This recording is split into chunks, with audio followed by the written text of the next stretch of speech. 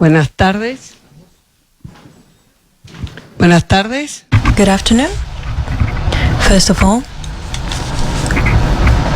I'm going to introduce myself.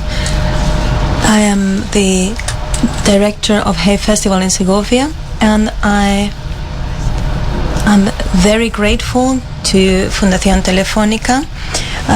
Let me see, where is Andrés?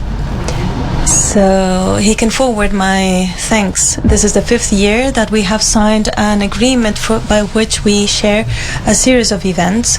We are going to start with an event with Alberto Corazon, who spoke with Alberto Corazon. The 2nd year was with Ferran Adrià. 3rd year was the famous tenor Juan Diego Flores. Last year, Janet Wimperson, and this year we have gone even further.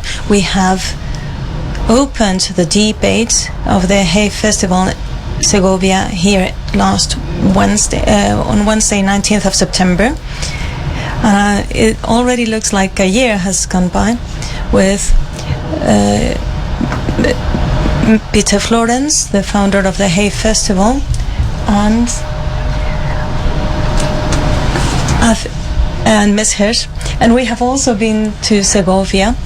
Catherine has been with us there in Segovia, and we just finished last night there. And we're closing the festival today here with Catherine Nixey and with Ramón González-Férriz. Thanks to all of you who have come to be with us today, and thank you to editorial Taurus. Sorry, I made a mistake. So thanks. The publishing house Taurus, and I will lend the floor to you. Thank you, Sheila, and thank you to the Hay Festival for having made possible to have Catherine Nixey here. For those of you who have never been to the Hay Festival, I think that you're late for this year, but I wish that you can join us next year because it's really worth it. Thank you, Fundación Telefónica, also for having us once again in this place that we like so much. And thank you also to Ramón González-Férriz, who is here with us today. Ramón, many of you might know him. He's a journalist, he's a publisher, and he has also been responsible for the Spanish edition. He has also directed the weekly journal, and he's also a writer himself. And I take this opportunity to recommend 2 of his books that are excellent. One is the Revolución Divertida, the Fun Revolution, and the most recent one is 1968. Also, I have the pleasure to introduce to you today Catherine Nixey, who is the author of The Darkening Age, which has already caused a great turmoil, as publishers are used to dealing with the fact that many of the books that we publish do not receive the attention they deserve. And it's particularly exciting to see one essay such as Catherine's is so well welcomed by readers and by booksellers. When this happens, we cannot help thinking what the formula for this might be. It's very hard to say if such passion really is due to the fact that Catherine is exploring a historical moment in the classical world that has never been explored, or never as much, or if maybe she is sustaining a very original and brave theory, or if it has to do with the fact that the book talks about the classical antiquity, but also it might be talking about our current world, or if it's her own talent as a narrator. She's also a journalist, and she is an excellent writer. And in any case, I think the success of the book is due to a combination of all these factors and many others. And This book has been very well welcomed by a very diverse audience.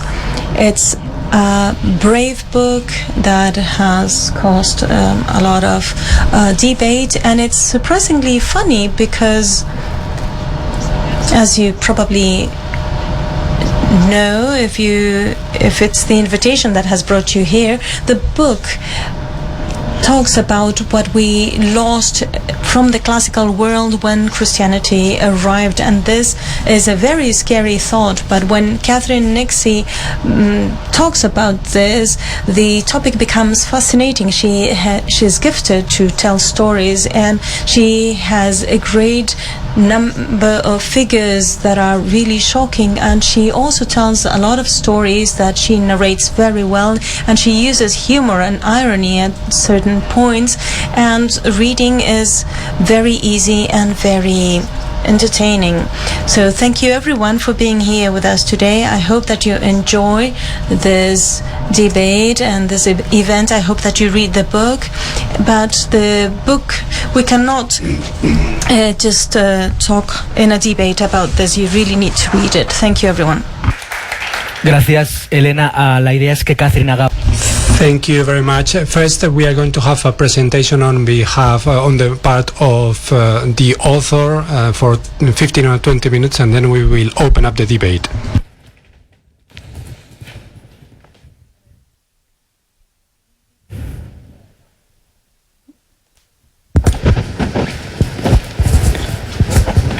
Is that any better?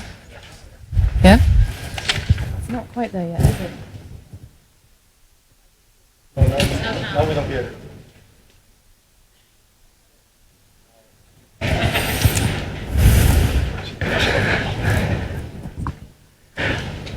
Is this working? Can you hear that? Yeah.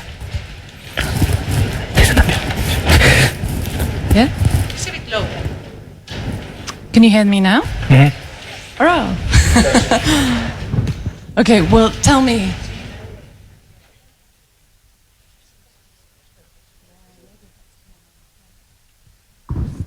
Okay, so you can hear me if I talk like this? Mm-hmm. Yeah? Perfect. Okay, well, hello again. Thank you for having me. Now, I want to talk tonight about what happened in the clash between the Christians and the Romans. Now, we all know what happened in the clash between the Christians and the Romans. We've seen it in 100 Hollywood films. We've seen it in our history books. We've seen it in magnificent paintings like this one. The way that Hollywood tells it is this: Christians, wearing white, often singing hymns, are pursued to the death by Romans who are often fat, usually nasty, and frequently played by Peter Ustinov. Now, the Romans in this film are relentless and brutal, and the Christians are innocent and put upon. Now, I know this story better than most, because I'm the daughter of a monk and a nun, a not very good monk and a nun. And as the daughter of a monk and a nun, you're brought up believing firmly in certain things. So I believed in one holy Catholic and Apostolic Church. I believed in the communion of saints, the forgiveness of sins, and life everlasting. I thought it was completely fine to wear socks with sandals in summer. I also believed that in the clash between the Christians and the Romans, it had been the Christians who were holy in the right, and the Romans who were holy in the wrong. I was wrong.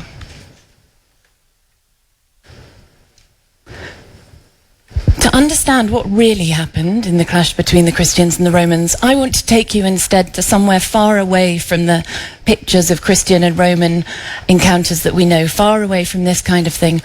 I want to take you instead to North Africa at the end of the 5th century AD.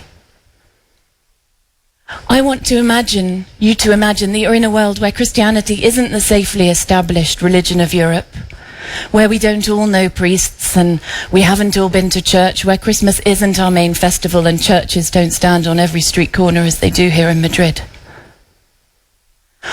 I want you to imagine instead a time when Christianity is a new and to many surprising religion to have been suddenly taken on by the emperor of the greatest empire on earth. And I want you to imagine you're in a festival, not in a Christian festival. I want you to imagine you're in a kind of festival that none of us will have ever seen, and that none of us will ever see. I want you to imagine you're in a pagan festival. Now, pagan festivals were riotous affairs. They often went on for 3 days. There was singing, eating, drinking, dancing. People brought their tables out into the streets. People dressed as gods, men dressed as women. Everyone got drunk. It was a lot of fun. The Christians later had to get very cross about pagan festivals. But at this pagan festival, what is interesting is not what's being celebrated, it's what happens in the middle of the festival. Because in among the singing and the dancing and the music, something seems to be happening. You would have sensed rather than heard the panic at first. People in this festival were frightened. And then you would have heard it. You would have heard the cry that if you'd lived in North Africa in this period would have made the hairs on the back of your neck stand up. A 2-word cry, and what it meant was that young men had come in. Young men who everyone in North Africa knew at this period were Christians, and whose greatest desire was not to worship God, but to be killed for God. Because these Christians wanted above all one thing. They wanted everyone to become Christian, but they also wanted for themselves martyrdom. They wished to die in the service of their God. And why wouldn't they? Because on earth these people were despised. They were the lowest of the low. If they died for their God in heaven, they would become martyrs. They would have 100 times the rewards of Christians on earth. 100 times the oxen, 100 times the children. And so they attacked parties, hoping less to kill or attack, though they did kill and they did attack. They stabbed people. Sometimes they dragged priests from their houses, they cut out tongues, they stabbed people with pieces of old wood. But really what they wanted to do was to die. And they said their 2-word cry, Laudes Deo, praise the Lord. Because in this period, to be killed in the service of your God, for these men, nothing could be greater.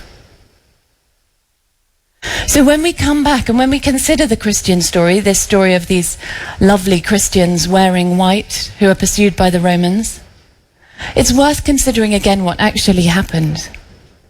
So in those 3 centuries of Roman rule, there were fewer than 13 years of imperial persecution of Christians. Often, it was less that the Romans wanted to kill them than the Christians wanted to die. There's a wonderful account of a Roman governor called Arrius Antoninus, who is in a province in North Africa. And he's at work one day when some Christians turn up. They hear that he's put to death a couple of Christians in his province. So he's Roman, he's not a saint, they did do it. And then he finds the next day, all of the Christians in his band, in his province, turn up in one united band. And they say to him, Arrius, put us to death. We want to die. And Arrius is totally baffled. Why do these people want to die? And his reply is so Roman. You wretches, he says. Have you not got cliffs you can jump off? Have you not got ropes you can hang yourself with? It's a very pragmatic Roman response. If you really want to die, why are you involving me in this? Strange habit. And look again at the virtue of the Christians. So we think of them as being the victims, the put upon people, the violence-free, the people who commit no violence. But far more Christians were killed by Christians once the Christians had taken power than were ever killed by Romans. Romans killed maybe hundreds of Christians. Christian persecution of Christians alone, let alone what they did to pagans, did away with thousands. There are other numbers that help us to understand what really happened. The turning point in this whole story is when the Emperor Constantine started to espouse this new religion of Christianity. Now, in the Christian stories, this is told as a great moment of liberation. People could come out into the streets, they could be free. People looked at each other, writes the historian Eusebius, with smiling faces and shining eyes.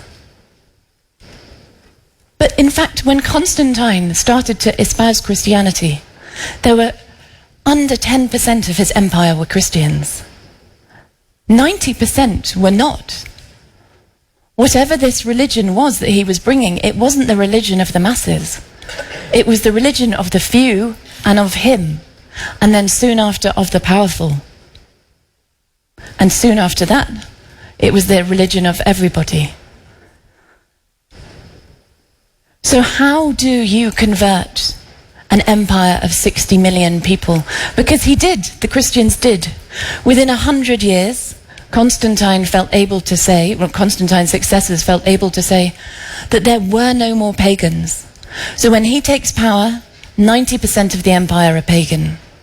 Within 100 or more, 120 years, they feel free to say that there are none. There are no more. They have wiped out the ancient religions of the empire in just over 100 years. It's an astonishing reversal. A whole empire changing its religion in a century. I mean, that doesn't happen without effort. That doesn't solely happen with love and Christian charity and the charisma of St. Paul. That demands more. And what it demanded is what my book is about. What was actually involved in the triumph of Christianity was persuasion, yes, but was also laws and also fines and also the chaining shut of temples and the smashing of statues and the stealing of wealth and the outlawing of every single religion but your own, and in the end the physical harm and eventually execution of all and everybody who doesn't fall into line with you. This is a surprise to us now. But it used to be remembered that the triumph of Christianity was more violent. So this painting is from the roof of the Vatican. It's called The Triumph of Christianity. And as you can see, it shows a cross that has been erected, and if you look down, a pagan statue of a pagan god, Asclepius, has been toppled and his head has been smashed off. This isn't just rhetoric. This happened. There's numerous examples of when this happened. My book starts with an attack on a temple in Palmyra. But look at any Greek temple, look at numerous Greek temples across the world, and you will see similar signs. In Britain, some of the most famous classical statues of all are these, the Parthenon marbles. You may know there's a big argument going on about whether we should return them to Greece. I'm not going to get into that here. We shouldn't. But they're most known as this in this state. So if you look at them, they're in a terrible way. Some are missing feet, some are missing hands, some are missing heads. And what you can't really get a sense of here is but the whole of the middle section of the Parthenon, this is the east pediment, has gone. Now, when I was younger, when I was first studying classics, I thought that this was just the accident of time. Time weathers stone. Stone is fragile stuff. They'd been knocked off. Maybe they'd been knocked off by Elgin when he came to collect them. Steal them, depending on your view. But this isn't time. This isn't an accident. I walked around the British Museum with the man who's the head of Greece and Rome in the British Museum, and I said, can it be an accident that these have fallen off? And he says, your head doesn't accidentally get knocked off when you're 40 feet up in the air.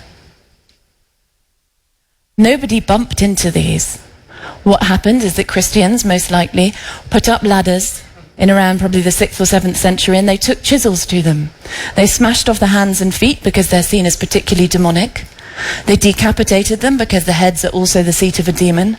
And the most sacred part of it all, which showed the birth of Athena, they probably levered straight off so that it smashed on the ground below. This wasn't time. This was Christians mutilating the work of one of the greatest of all Athenian sculptors of all time.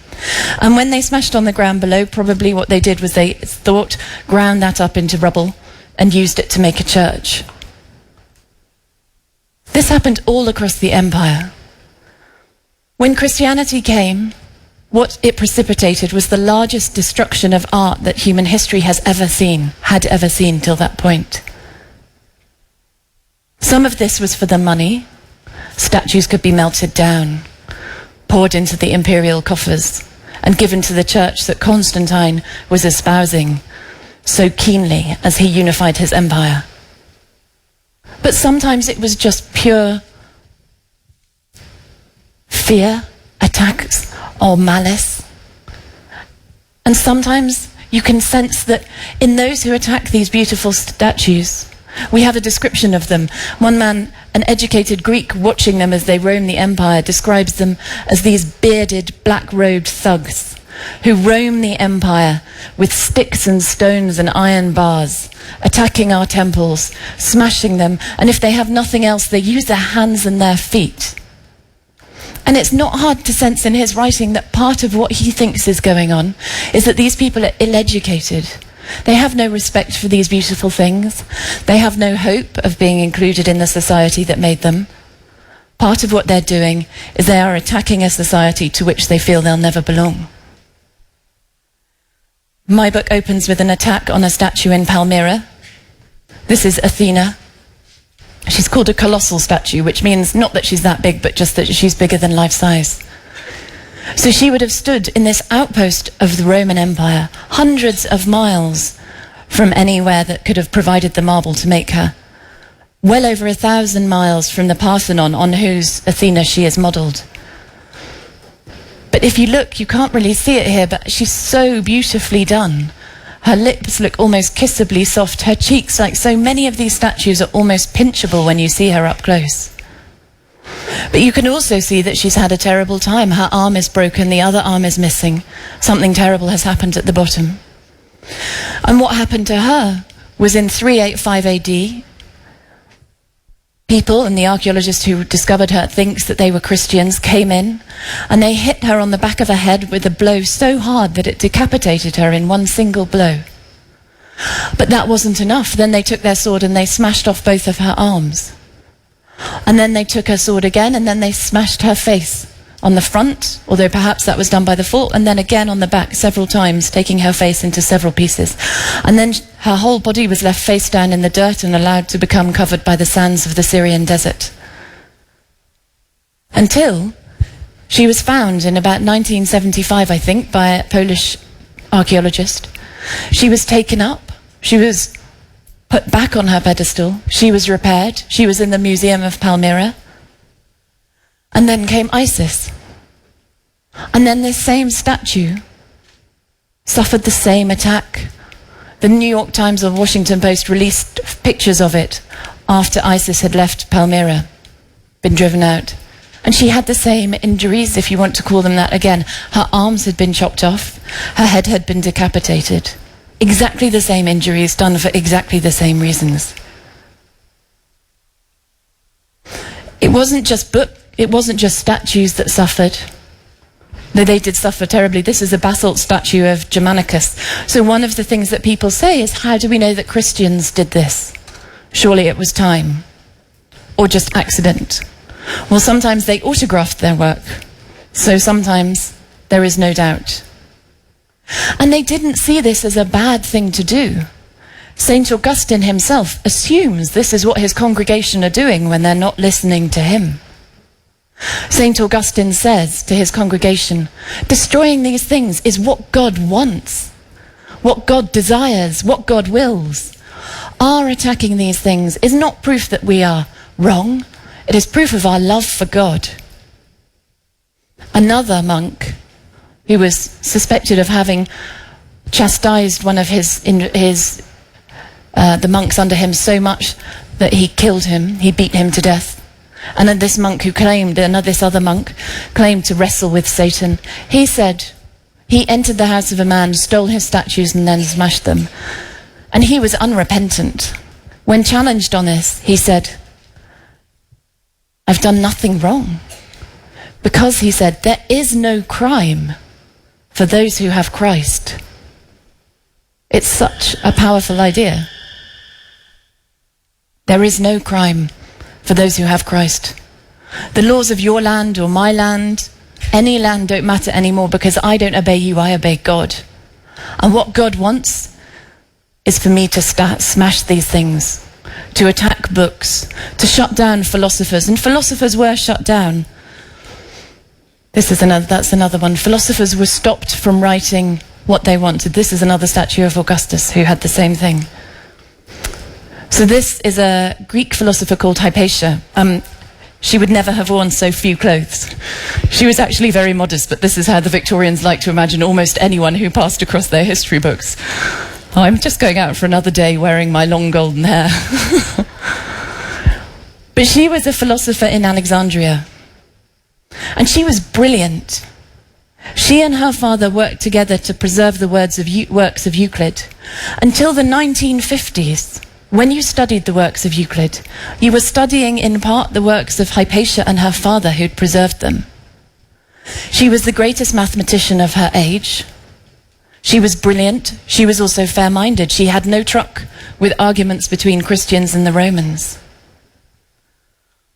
But in 415 AD, as she was traveling across the city in her carriage, young Christian men surrounded her. Because they'd heard about Hypatia, they knew about her. So people said that she was a philosopher, but these young Christian men, they knew better. She's not a philosopher. You see those symbols she uses when she writes on the blackboard? That's not philosophy or maths. Those are the symbols of Satan. And they said, you know, when she uses an astrolabe, she will tell you that she's looking at the stars. She's not looking at the stars. She's doing Satan's work, and she's making the people of Alexandria atheist. She's turning them away from God. And believing this on that day, in the spring day in 415 AD, these young, zealous Christian men, led by a man who is described as a perfect believer in Jesus Christ, surrounded her chariot, dragged her from it, took her to a local church, and stripped her of her clothes, hence this. This is a sort of erotic picture. What happened wasn't erotic. They then took potsherds, pieces of broken pot, and they flayed the skin from her body. It said that while she was still alive, they gouged out her eyes. And then they took the mangled remains of her body and they threw it on a rubbish heap as a final insult and burnt it. You don't have to believe that all Christians were bad to know that this was terrifying. Philosophers in Alexandria were horrified. If they hadn't already been horrified by the destruction of the greatest temple in the world in their city a few years before, which had happened as well, this, for many, was the final straw. Many left.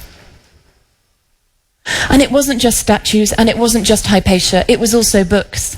In these centuries following the Christianization of Europe, 90% of classical literature was lost. Some odd bits in bonfires. The majority was just ignored by a Catholic church, a church that despised it. Some bits were written over. Oh, sorry, the next one. Some were written over. Here is a very famous palimpsest. It's the Archimedes palimpsest. So this is one of the most famous palimpsests of all. So Archimedes had come very close to discovering what it would take Newton to discover. 18 centuries later, calculus, which is the basis of almost everything modern that you will do with maths in maths and engineering. But people didn't know about this, and one of the reasons they didn't know about it was there were not many copies, and the final copy of Archimedes coming close to discovering calculus is this. And as you can see, it's been written over with by a prayer. And this is a prayer saying what to do if a demon, how to get rid of a demon if something falls into your wine, how to purify the demon of it. And a prayer also, elsewhere in this book, there is a prayer celebrating things that have been lost. 90% of classical literature went, 99% of Latin literature went. A church had no interest in preserving writings it thought were sinful, despicable, even demonic. So my final point is, when we describe this period, usually we describe it as the triumph of Christianity. And in the modern world, the word triumph just means nice thing. It's lost its meaning. It's been so watered down. It's worth remembering what the actual Roman word for triumph was. A triumph wasn't just a nice thing, it was a military term. And it was a military term for a victory, and not just any victory, but a superlative victory. A victory in which your enemy had not merely been beaten, they had been utterly vanquished. Their leaders had been humiliated, their possessions had been despoiled. A victory in which all opposition had gone. A triumph wasn't merely a victory. It was an annihilation. Thank you.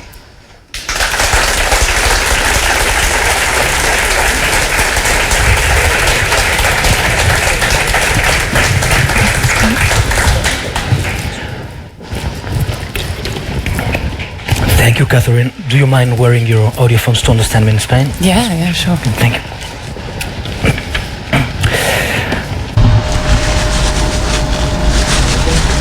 Can you hear me? Properly? Thank you, Catherine. I would like to go a step back from the point where you left.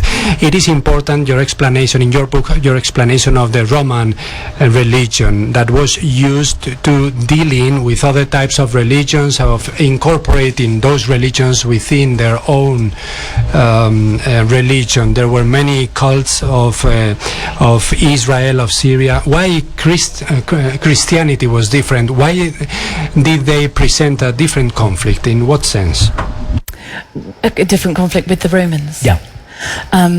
So the chief problem, and it was the same conflict that Judaism also came into with the Romans, and it was that Christianity said that you can have no other gods. So this was a really strange idea to the Romans. And initially, when you first get Christians appearing, what you will see is that they will often worship Jesus alongside worshipping their own gods. So there's a tombstone you have which has Christian fish in one point, and it has DM, dis manibus, to the gods of the underworld elsewhere. So the idea that you can't have any other gods was a very peculiar one to a world that had tended just to assimilate in and gain another god. Every time you got a new empire, you would borrow its god. And this idea of a god who was so jealous he couldn't allow anyone to worship anyone but him struck the Romans as very strange. Like, why is he so obsessive about this? They didn't understand it, and they didn't understand why Christians couldn't do it either. And you see it in accounts when Roman governors have a Christian brought before them. They'll often go out of their way to try and get the Christian not to be put to death. Because what they're being put to death for really is closer to treason than a religious crime. It's that they won't pay respect to the gods of the empire who defend the empire, and to the god of the emperor particularly.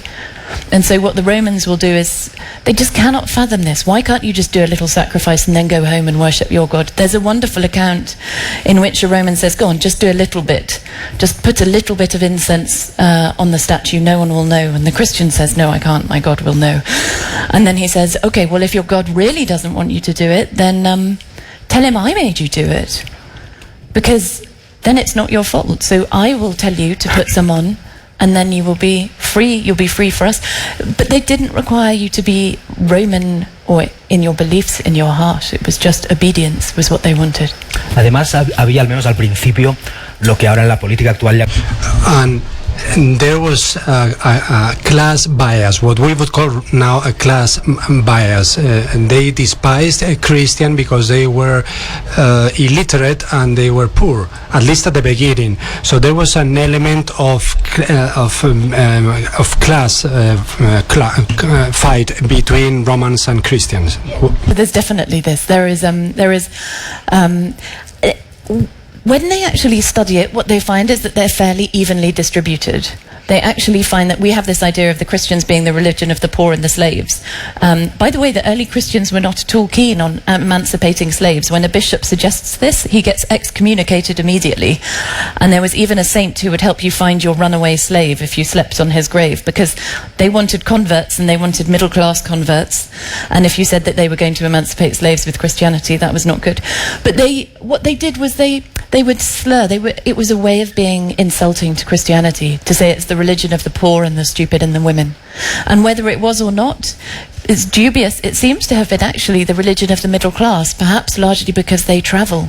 So merchants travel, merchants can read, merchants can, be a bit, middle class can be a bit more flexible in their beliefs than if you're just in some rural area that you never leave. But there was a real class tension, that's totally true. And one of the problems was, because it was a tension within the church itself, one of the problems was that the Latin of the Bible caused Christians huge problems in the early centuries. So the Latin of the Bible, as we all know, is supposed to be the word of God. But when more educated Romans and Greeks started to look at it, it became very clear to them that this was the word of God. And on this evidence, God wasn't very good at grammar. He keeps making mistakes and he keeps using the wrong word. It's not an important wrong word. It's the equivalent of saying, sofa for settee. I don't know what the Spanish equivalent, settee for sofa, whatever the Spanish equivalent of that would be, serviette instead of napkin. But God is bad at grammar and he sounds kind of common. And this was a huge problem for those who wished to convert and those who wished to convert the middle classes. Uno de los grandes misterios de la historia probablemente. One of the big mysteries of history and one of the topics of your book is how this religion that is despised by the Romans and it is seen that of women and idiots is assimilated by an emperor in the end. What transformation takes place so that in centuries of history Christianity is a minority religion, but what process takes place in order for an emperor to embrace? Extraordinary, isn't it? And it's the defining moment like this, I think, almost more than any other. This is what sets Christianity on the path to the path that we know. When you read Eusebius, Constantine is a peculiar man. He's a very hard man to get inside the head of. He's very powerful, he's very efficient, he's unifying his empire. And one of the things he likes about Christianity is that it's one God. And Constantine is constantly peddling this idea of him as the sole emperor.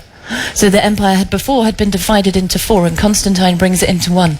And he's very fond of saying one God, one emperor. One God, one me. And you get a phenomenon in religion where the ruling class of heaven reflects the ruling class of earth. So this is actually sort of what you expect when you have powerful monotheistic gods. You would often expect to see a powerful monarch on earth. But when you read the account of why Constantine converts, it's very strange. Why does he convert to this, underdog religion? And it is an underdog religion at the time. It's not that common. It's certainly not that socially it's very infra-dig, it's very beneath him. But the account given is almost like it's a military bargain.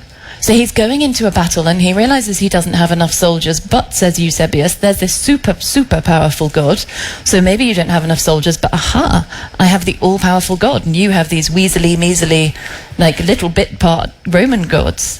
They can't even do everything all in one, whereas my God is super duper. And it's no coincidence that it happens before a battle, and then the battle is successful, the Battle of Milvian Bridge. It feels as though it's military and pragmatic rather than a sort of inner soul conversion. But who? Después la iglesia empieza a crecer. After that, the church starts to grow at an extraordinary pace. From Constantine onwards, and something that you tell us in your book, and it is not just to denounce, but to explain how relentless they were. But they were very good at organizing themselves, weren't they? Christians. Yeah. Yeah, I mean, and for good as well as ill. I mean, they organised, they organised hospitals and they organised care for the poor. And the men who attacked Hypatia, the philosopher, they were called the Parabolani, which means the reckless ones. So when we see them in the context of Hypatia, their recklessness takes on a different aura. But in reality, they were called the reckless ones because what their job was they were ambulance bearers. And they would take away the sick and the dying and the plague-ridden in Alexandria. And you needed someone to do these jobs because you needed someone to clear bodies from the streets. And you know, it's hard for us to imagine, and we live in such efficient worlds, but if you don't take sick and dying people off the streets, it gets unpleasant fairly quickly. And but nobody wants to touch them, so that's what these people did. And often these same groups of men who would surround themselves around a bishop and who would do terrible acts of violence. In Rome they get involved in elections, elsewhere they terrify judges. But they were originally gathered to do good deeds, like some of them dug the catacombs and things like that, and others carried the sick and the dying. But yeah, they were able to organize. La teología cristiana. Christian theology took centuries to find a way to assimilate and assume everything that had happened before Christ was born as part of Western legacy. But at that point in time, destruction of sculptors and of philosophers, don't you think that there was an anti-elitist or anti-intellectual push forward? Yeah, definitely. I mean, and you see it in purges in cities. It's the intellectuals who often get attacked first. So they are often there's a terrible purge in Antioch, and it's the intellectuals who go first, the philosophers who are tortured, and they are suspicious because nobody. I mean, you just have to look in Turkey now. People don't like intellectuals. They're dangerous people. They can stir up ideas. They can put ideas in people's heads. And there's this Greek philosopher Celsus who writes in Rome in the 2nd century, and he says things that are very threatening to Christians. So he says things like, if your God only cares for those who worship Christ, why did he take so long before sending Christ? What happens to the people born before Christ? Why are they not saved? And he says things like, if your God is omnipotent, why did it take him 7 days to make the earth? Why did he have to lay it out bit by bit like a bad builder? Why can't he just make it in 1 day? Boom. Job done. And those kind of arguments, they're very dangerous to have in the air.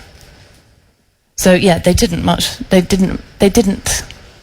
were suspicious of many intellectuals. But many others they fostered. I mean, they had St. Augustine and they had St. Jerome and they had, these great minds were also working for Christianity. Quería preguntarte por San Agustín. I wanted to ask you about St. Augustine, which is a very important figure in the history of Christianity and of the Church. He wrote a lot. He was very prolific, so we get to know him quite well, but he is a terrifying character in your book, isn't it? I mean, is St. Augustine ever easy? But he's not the easy St. Augustine that we think of as one of the, great fathers of the Catholic Church, someone to whom we could feel affectionate. I mean, he encourages his congregation to go and attack temples. And it's Augustine who lays the foundation, the intellectual foundation for the Inquisition. Because it's Augustine who says, and argues very, very strongly that if people don't believe in Christianity, that is not okay. So before, what had happened is you might believe in Zeus, I might believe in Mithras, and we can rub along fine, we're happy together. But what happens with Christianity, and this is the very dangerous thing, is that now it is not okay not to believe in your own God at all.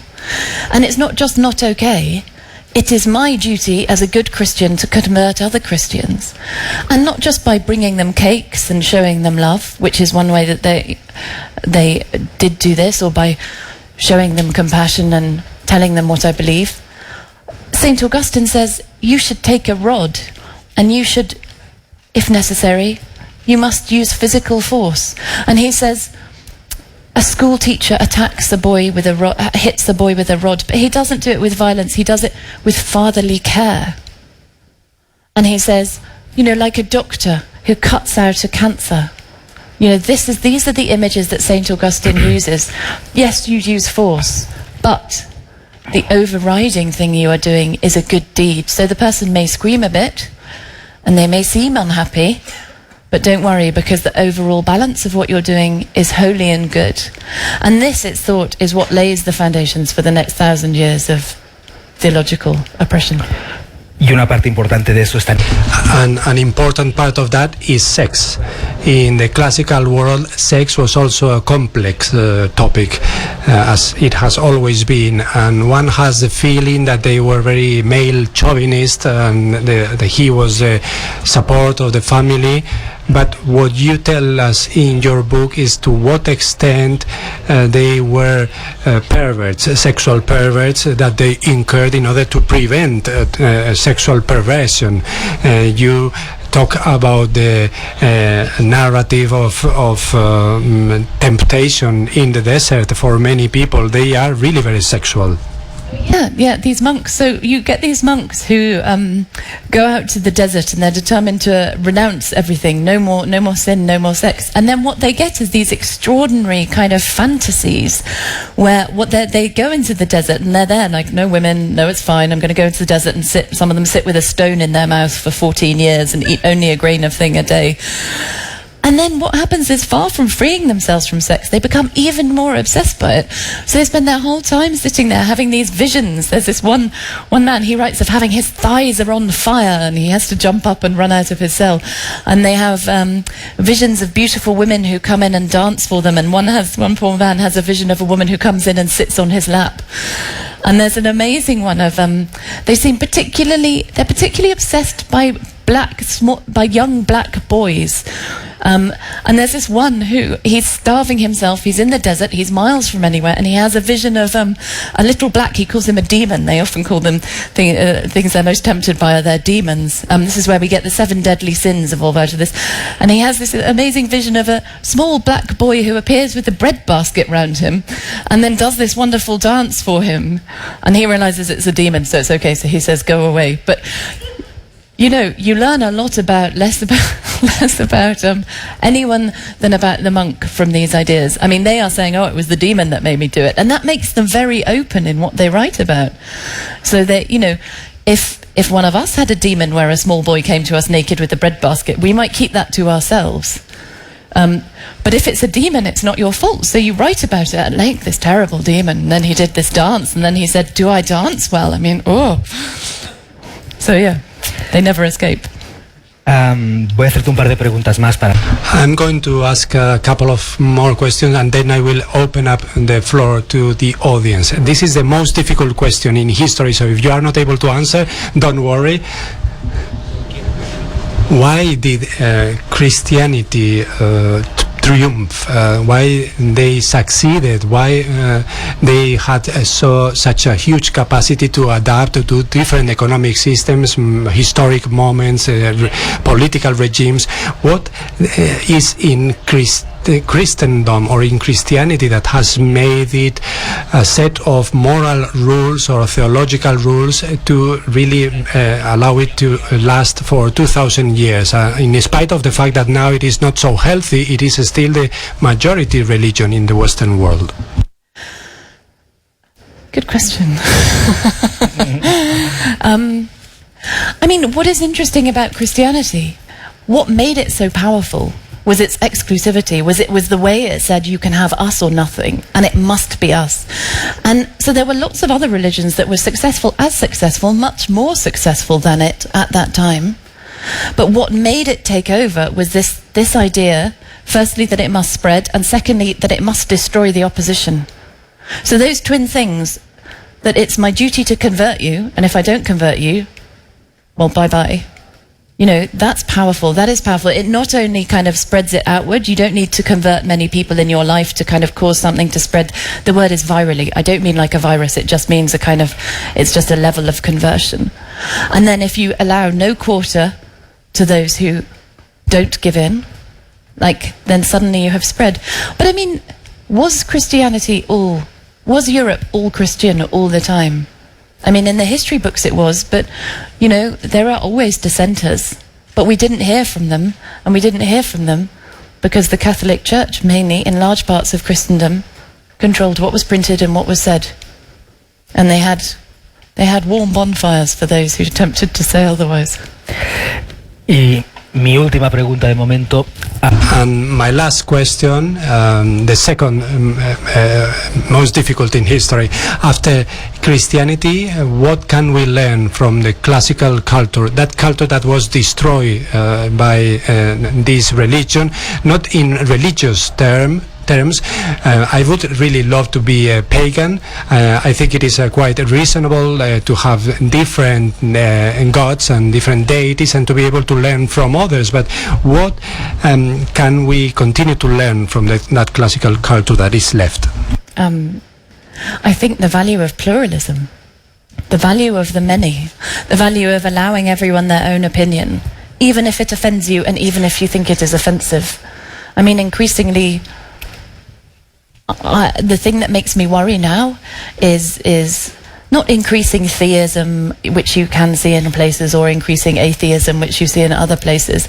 It's this idea that if I don't like what you are saying and you can offend me, we're having this a lot in England at the moment, if I find what you say offensive, then you have committed a wrong to me. And that is precisely what you get in this period, that people are so delicate they cannot even hear the works of the classical world. You are so fragile. So the reason these texts were lost was because people wrote tracts saying you mustn't read them, they might harm you, they might harm your soul, they might harm your beliefs. And that is dangerous, the idea that you can't hear things because they might harm you. I mean, that's a terrible, terrible, terrible road to start on. And in some ways I see us starting on it in places now. Muy bien, pues tenemos no mucho tiempo, por lo que os pediré que las preguntas. So now we have time for the audience, to open up the floor to the audience. We don't have much time, but please, concise questions, please. Thank you. First of all, thank you very much for the presentation. It was very good. I must apologize, I have not read the book yet, but I'm fascinated by what it's all about. And I wanted to ask you a what-if question. Do you think Julian the Apostate had something on his hand? Do you think the history would have been different if he didn't die in battle? Do you think it was too late to turn the history, the course of history back? Or it was... I mean, could have happened something different? It's a great question. The question is, did you hear it? Did Julian the Apostate, who was an emperor, he had a brief 3-year rule in the middle of the 1st century of Christianity. And so we call him the Apostate, right? Like, he didn't call himself an apostate. He would have called himself Julian the Correct, or Julian the one who was going back to how it should be. Anyway, he died in battle in the east of the empire, and yet it's such a fascinating question. He's so likable, he's so interesting. I'm sure it would have been slightly different if he hadn't died so soon, but already in his time it hadn't been long, and already the temples were almost, in some cases, past repair, and people had already started to turn. But yeah, I'm sure it would have been a bit different.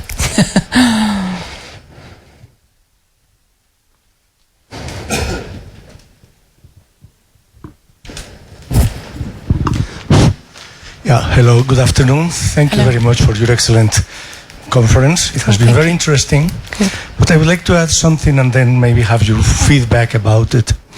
It's no doubt that Christianism was permeating the human empire through the first 3 centuries. The moment, what is the turning point with Constantine at a certain time, but who was the other part at the other side of Constantine? It was Ambrosius, was Bishop of Milano at that time. If at that time a Christian bishop was already able to talk person to person with the emperor, that bishop was already very powerful. Where was the power? And there is an interesting part. There's another historian, Peter Brown, who talks with through the eye of the needle or something like that, about the importance of economics. The church, already at that time, was an incredible, was getting enormous amount of capital from those Romans which were turning their donations from the pagans to the Christians. So there, I think there has been a very important turning point, and it is from there on where the history shifted from one place to another. Do you agree with that position? Are there any other possible ideas that have made this thing turning so quickly from one point to another? It was not the battle of pound mill views, but really probably economic and social considerations. I would like to know your impression about that. Thank you. So it's a really good point that Christianity was getting indeed more powerful, and it was getting more. Peter Brown is wonderful, and it was getting more converts. I mean, in a sense, the only significant thing is that it becomes the emperor's religion. And then, because what that leads to is the wiping out of all religions. The question isn't so much about the growing of Christianity. A religion can grow and grow and grow and grow,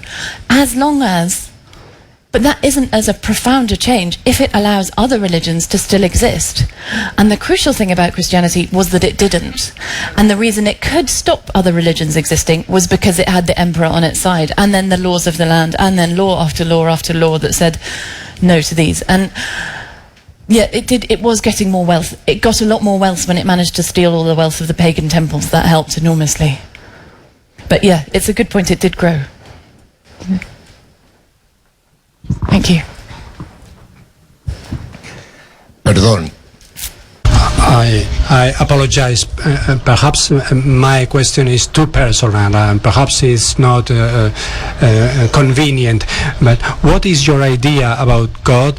Do you think that Christ was God's son, and what do you think that exists after death? I was wrong. This one is the most difficult. Okay. When I was younger, I believed fervently. And now I don't believe anything at all. I had a long period of wanting to believe. I mean, look, I don't believe, so it's not for me to say the relationship of Christ to God. I don't believe he is God's son, but I mean, but I don't believe in God, so for me he couldn't be. But I don't believe, and after death, I'm afraid I think worms. And then atoms. But there's a nice idea in one of the atomist philosophers in the book. I quote him in the book. But they say, we are all atoms coming together and moving apart. And they say that this is a consolation in a way. You will have an afterlife. I don't know if it is that consoling to think that you'll be an atom in someone else's body moving around. Depends on the person, I guess, but that's what I think.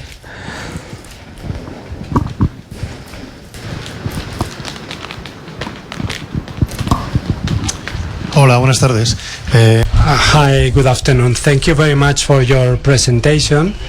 I have read your book and I think it was fantastic, but throughout your presentation and throughout my reading of your book, I've been asking how was it received within the world of believers, within the Vatican, the Protestant world? Has it been criticized? Are those criticisms argumented in some way? Well, the Vatican, I'm pleased to say, hasn't yet been in touch, so I have no idea. I did a talk, it's a good question, I did a talk with, I have inklings, I did a talk with a gentleman who was a member of the Scottish Church, and I got inklings, I got little hints that he didn't love it. But, I definitely know there are people who profoundly dislike it. But it's a free world, they can profoundly dislike it, and who profoundly dislike me. I have one friend, this follower, this man, who has written a 20,000-word rebuttal of it. He's in Australia, I'm pleased to say, so I've never met him. But generally politeness. I mean, polite disagreement. Pues Te voy a hacer yo la última. I am going to ask you the last question. Because someone like you who studied classical history, why do you devote your first book to the destruction of classical culture? It's a good question. I felt sorry for it. That's a good answer. No one had told the story, I thought. I couldn't believe that I couldn't believe that this wasn't a better known story. It's an interesting story. It's an important story for us to understand, for us as Europeans to understand. It's part of our history. I mean, it's so different to what I was brought up with, what my parents taught me. It seems an obvious story to tell. I mean, I'm a journalist as well as a writer, and as a journalist you look for a good story that hasn't been told, and then you tell it. Muchas gracias al GEI, muchas gracias a la Fundación Telefónica. Thank you very much to Telefónica Foundation, Taurus Publishing House, to you and to all the audience. Thank you.